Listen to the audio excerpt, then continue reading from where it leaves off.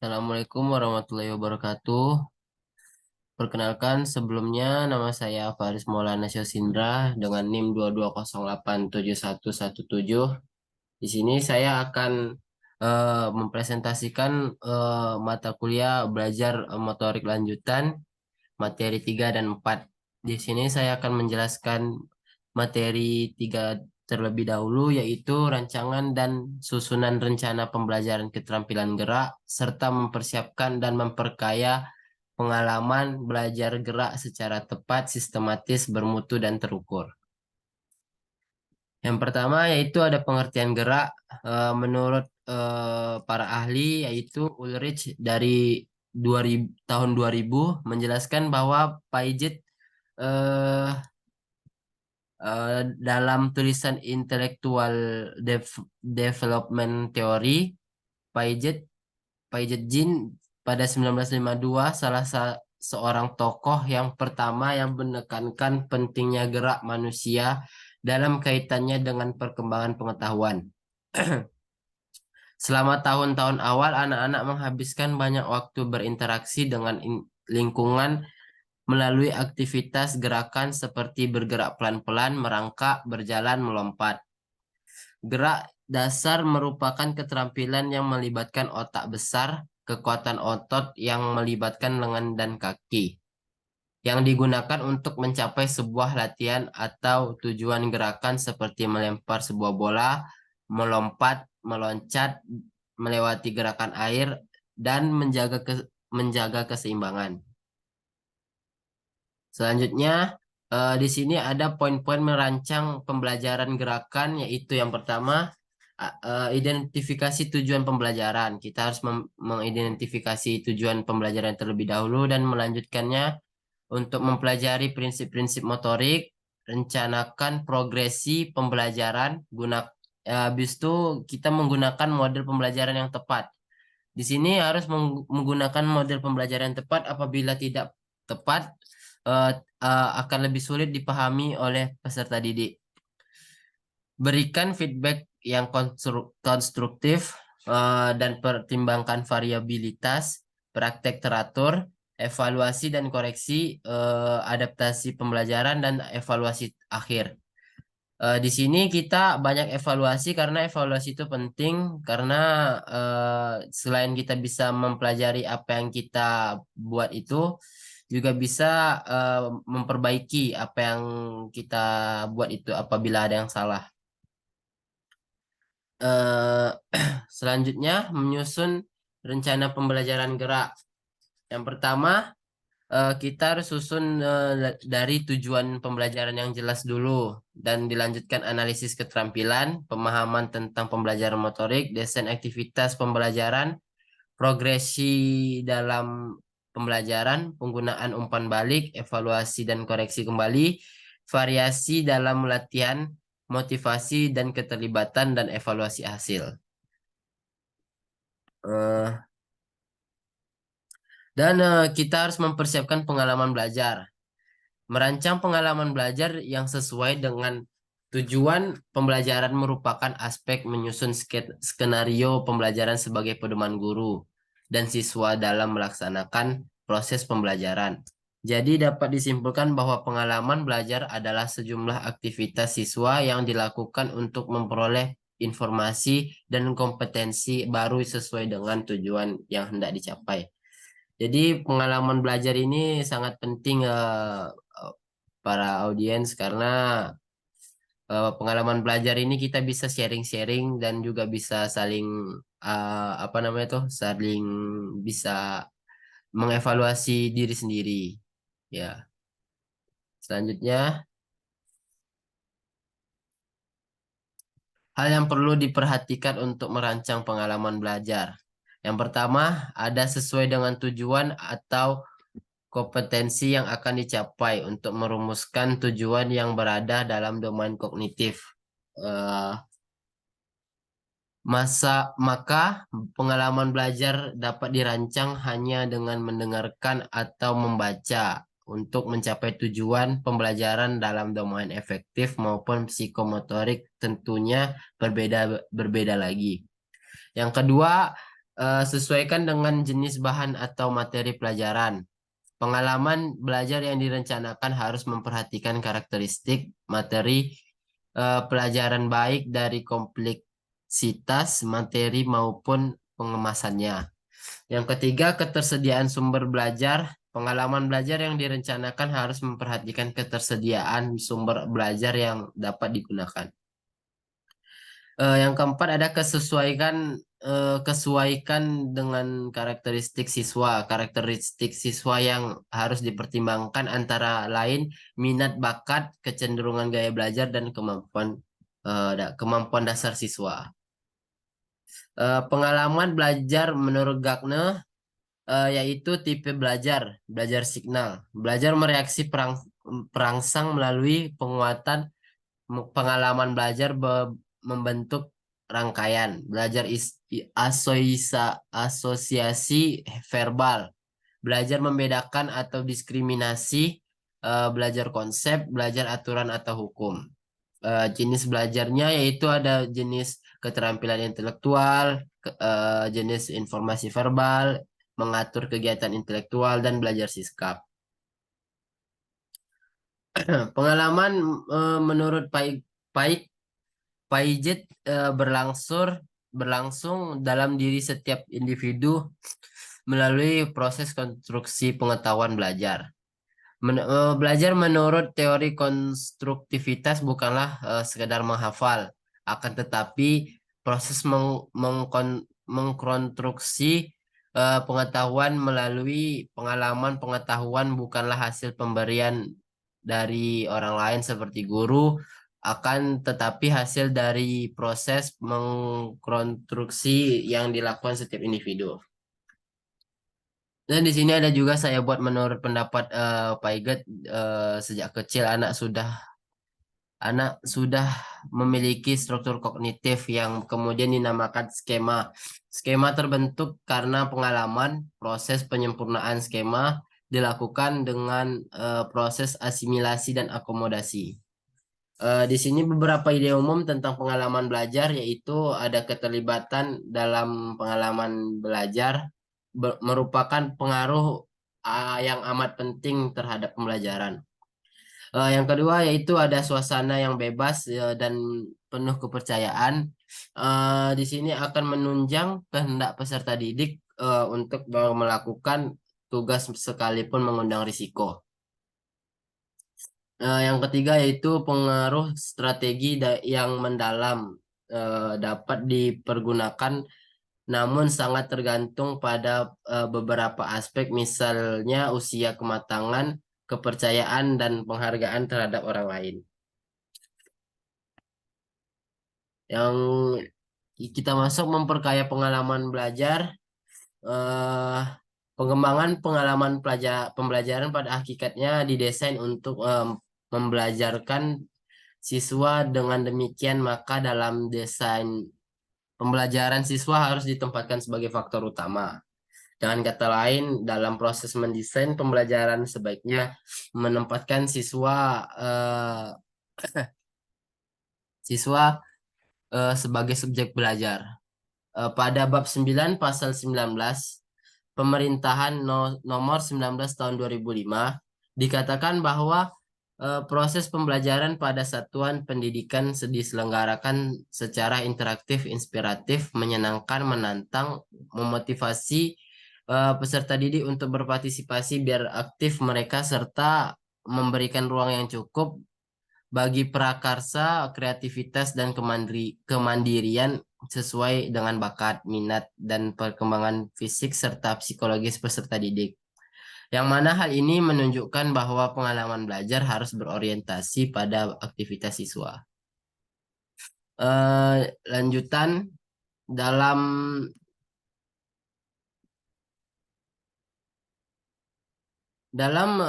pengembangan atau memperkaya pengalaman belajar, guru tidak berperan untuk satu-satunya sumber belajar yang bertugas menuangkan materi pelajaran kepada siswa. Untuk itu ada beberapa kegiatan yang dapat dilakukan guru, yaitu antara lain ada mengemukakan berbagai alternatif tujuan pembelajaran yang harus dicapai sebelum kegiatan pembelajaran dimulai. Yang kedua, menyusun tugas belajar bersama siswa. Yang ketiga, memberikan informasi, memberikan bantuan pelayanan kepada siswa, memberikan mereka motivasi, dan membantu siswa dalam menarik suatu kesimpulan. Pemberian feedback dalam belajar. Ini sebenarnya ini materi 4 ya, kalau feedback ini. Pengalaman belajar siswa ditunjang dengan adanya teknologi, dengan adanya kemajuan sains dan teknologi. Di bidang pendidikan seyogyanya dapat dimanfaatkan untuk mempermudah siswa mencapai pengalaman belajar yang optimal.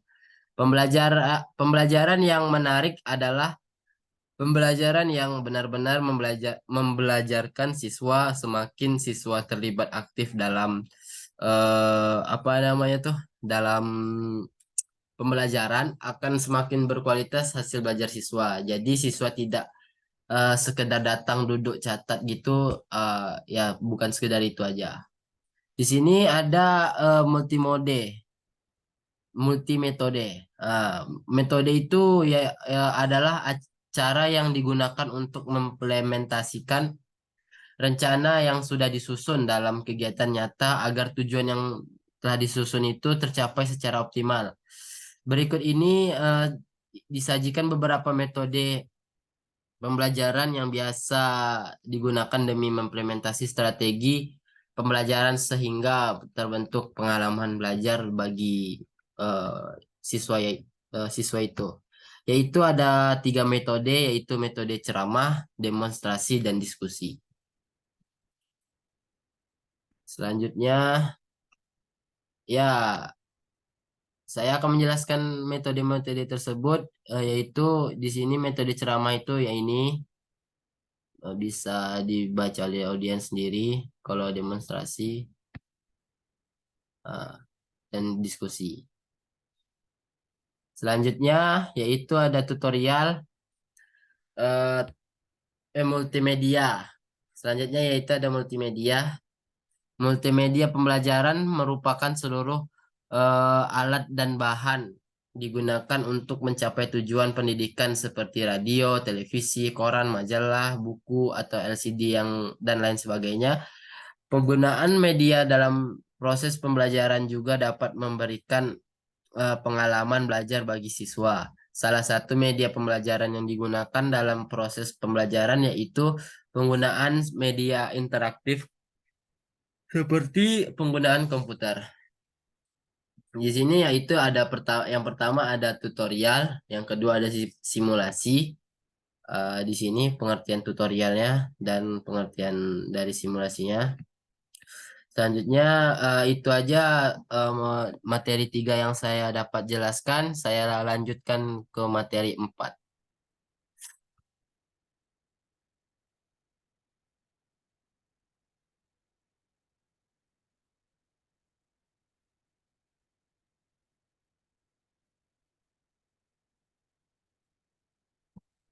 Materi 4 yaitu tentang feedback.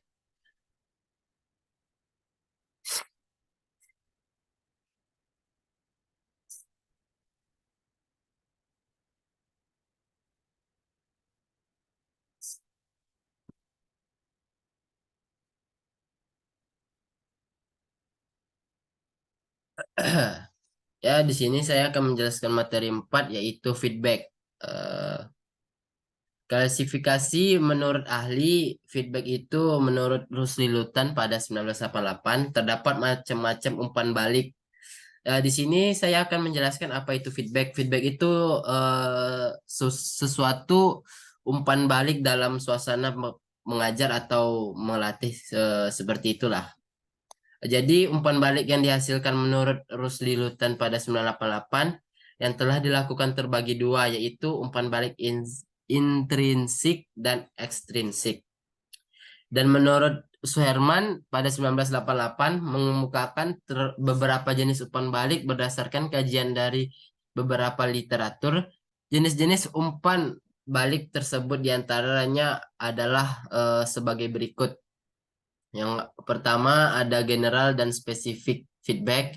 Yang kedua, congruent and incongruent feedback. Yang ketiga, ada simple feedback. Yang keempat, ada positif, netral, dan negatif feedback. Selanjutnya yaitu ada fungsi feedback ekstrinsik. Terbagi empat, yaitu ada fungsi motivasi, penguatan, fungsi informasi, dan fungsi ketergantungannya. eh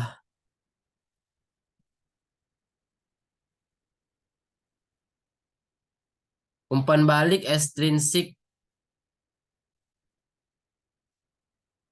Umpan balik ekstrinsik yaitu umpan balik yang berasal dari luar dirinya sendiri, menurut Harja Suganda pada 2008. Selain itu, umpan balik umpan balik memiliki beberapa fungsi, yaitu sebagai berikut. Yang pertama, memberikan dorongan untuk siswa untuk berlatih. Habis itu ada memperlihatkan tingkah laku guru yang efektif, membantu siswa untuk menilai kemampuannya, dan yang terakhir memberikan dorongan kepada guru untuk melakukan eh, melakukan berbagai penilaian dalam aspek pembelajaran dalam kompetensi siswa yang untuk dalam menguasai pelajarannya tersebut. Feedback program. Feedback program. Ya, yang pertama yaitu ada model umpan balik yang dimana menurut Kreitner dan Kinnicki pada 2018 dengan menggambarkan hubungan antara sumber umpan balik, penerima umpan sebuah balik, dan manfaat perilaku yang diharapkan sebagaimana dijelaskan di bawah ini, yaitu sumber umpan balik, penerima umpan balik, dan juga hasil perilaku yang balik. Yang kedua, ada aplikasi feedback dalam motorik. Kemampuan seseorang pembimbing dalam mengaplikasikan feedback atau timbal balik dalam pengembangan motorik untuk anak mempunyai peran yang cukup besar dalam menunjang keterampilan menguasai gerakan motorik pada anak seusia dini tersebut. Hal ini dikarenakan kehadirannya dapat memberikan bimbingan serta memberitahukan ke mana yang eh, dilakukan dan mana yang harus tidak dilakukan jika hal itu merupakan suatu kesalahan, sehingga segera mengubah sikap sebagai upaya pembenaran untuk melakukan pembelajaran motorik. Menentukan kecepatan eh, menentukan kecepatan feedback yang dibuat. Kecepatan dalam mengumpulkan dan memberikan umpan balik tergantung pada tujuan atau konteks program umpan balik Anda. Di sini ada 8 pertimbangan yang penting, termasuk yaitu ada kepentingan waktu, frekuensi program, jenis umpan balik, sifat respon, kemudahan akses, kebutuhan analisis, perencanaan tanggal, dan yang terakhir itu ada balancing act. Menentukan frekuensi pemberian feedback, yaitu ada beberapa paduan umum untuk membantu kita menentukan frekuensi yang tepat, yaitu ada 7. Pertama, kita lakukan tujuan programnya dan kita tentukan sifat kinerjanya, konteks industri, siklus proyek, kebijakan perusahaan, kepuasan pelanggan, evaluasi karyawan, dan keseimbangan. Ya, ini di sini kita masuk perbedaan ability.